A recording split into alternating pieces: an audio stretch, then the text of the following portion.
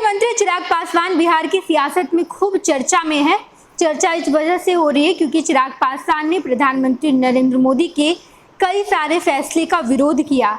चिराग पासवान, जिनके पास 5 सांसद हैं, वो मोदी के खिलाफ बातें कर रहे हैं, मोदी के कई सारे फैसले का बहिष्कार करते नजर आए हैं, उसके खिलाफ में बोलते नजर आए हैं। तो दूसरी तरफ 12 सांसदों वाली जेडीयू बीजेपी के साथ खड़ी है, प्रधानमंत्री नरेंद्र मोदी का समर्थन कर रही है, चाहे वो वक्फ बोर्ड की बात हो, चाहे लेटरल एंट्री पर हो, या फिर सुप्रीम कोर्ट के द्वारा SC ST में वर्गीकरण का फैसला ही क्यों ना हो। तमाम फैसले पर जेडीयू ने अपना समर्थन जताया है, बीजेपी के स्टैंड के साथ अपना स्टैंड दिया है, साथ खड़ी नजर आई है। लेकिन चिराग पासवान प्रधानमंत्री नरेंद्र मोदी के खिलाफ गए, उन्होंने जो लेटरल एंट्री का फैसला लिया, इस पर भी चिराग पासवान ने प्रमुखता से अपनी बातें रखी। भारत बंद की बात क्यों ना हो, भारत बंद पर भी चिराग पासवान ने अपना समर्थन दिया है।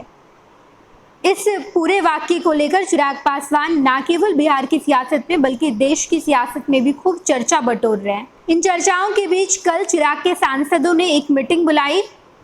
मीटिंग में चिराग के चारों सांसद मौजूद थे। जमुई के सांसद अरुण भारती, समस्तीपुर की सांसद शांभवी चौधरी, खगड़िया के राजेश वर्मा और वैशाली की वीणा देवी, ये चारों सांसद लोजपा रामविलास के कार्यालय में बैठकर मीटिंग कर रहे थे। तस्वीरें निकलकर सामने आई, तस्वीरों में आप साफ तौर पर देख पाएंगे तमाम सांसदों के साथ लोजपा रामविलास के बिहार प्रदेश अध्यक्ष राजू तिवारी और इसके अलावा बिहार के जो अहम पदाधिकारी हैं वो तमाम लोग बैठे थे और मीटिंग कर रहे थे, बातचीत चल रही थी।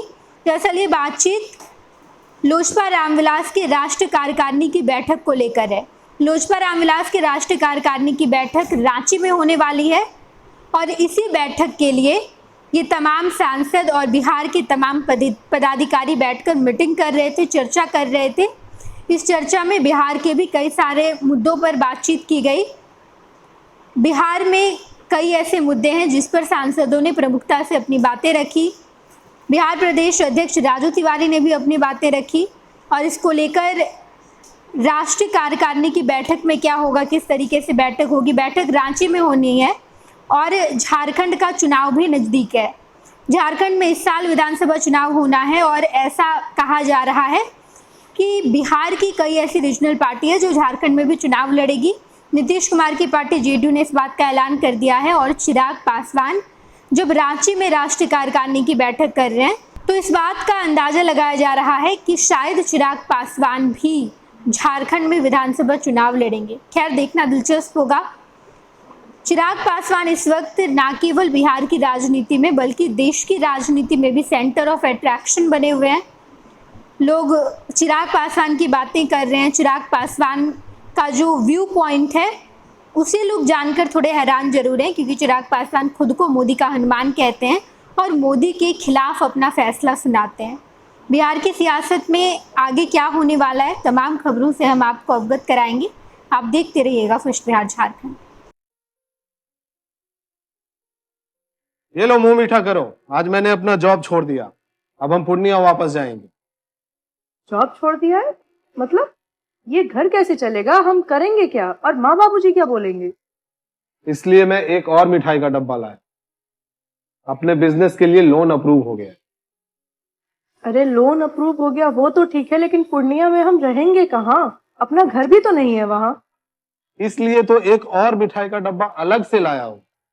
हमने पूर्णिया में घर ले लिया है, पूर्णिया के ई होम्स पैनोरमा में। पूर्णिया में पैनोरमा ग्रुप लेकर आए हैं ई होम्स पैनोरमा। बड़ा घर, आलीशान जिंदगी और अत्याधुनिक सुविधाओं के संग। अरे अरे, अब क्यों मुंह मीठा करवा रही हो? क्योंकि हम घर वापसी जो कर रहे हैं।